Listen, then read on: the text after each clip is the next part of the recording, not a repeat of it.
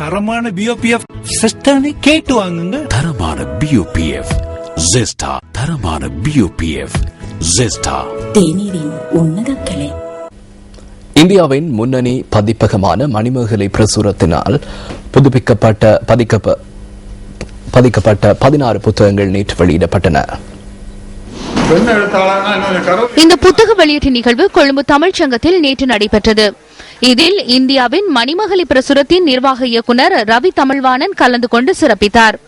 நிகழ்வில் அமிர்தா ராஜகோபாலனின் என்னை காப்பாற்றிய காதலியின் துல்லிய பார்வை, மேலை பழனியப்பனின் வள்ளல் நல்லினூறு, KS சிவகுமாரனின் ஒரு விமர்சகரின் இலக்கிய பார்வை, MSM அப்துல்லாவின் திருக்குர்ஆன் தீர்ப்பு பாகம் 1, டாக்டர் சுப்பிரமணியத்தின் இனிமை தந்து இன்னல் நீக்கும் இனிமா, லண்டன் சக்திதாசனின் தீஞ்சுவை திருக்குறள் கதைகள், டாக்டர் ஜவஹர் பழனியப்பனின் 1,00,000 துடிப்புகள், சீர்காழி ராமரின் படிக்காத மேதை காமராஜரிடம் படிக்க வேண்டியவை, இங்கிலாந்து வாமா குலேந்திரனின் இங்கிலாந்து மகாராணி எலிசபெத், இணுவில் பாவாவின் என் மாதாந்தர ஓய்வூதியம், ஜெர்மனி மாலினியின் நித்யாவின் அர்த்தமுள்ள மௌனம், பிரான்ஸ் இந்திரா கணேஷின் அன்று உனக்கு இன்று எனக்கு, டாக்டர் முருகானந்தனின் பீனிக்ஸ் பறவைகளாய் எழுவோம், அமெரிக்கா ஜோய் எட்வினின் இலங்கையில் கடந்த 2000 ஆண்டுகளில் முக்கிய நிகழ்வுகள், நிரேஷ்குமாரின் இவர்களும் யதார்த்தவாதிகள் தாம், கோப்பாய் சிவத்தின் சைவ கோவில்களும் மனித உடலும் வியத்தகு உவமைகளும் முதலிய 16 நூல்கள் வெளியிடப்பட்டன.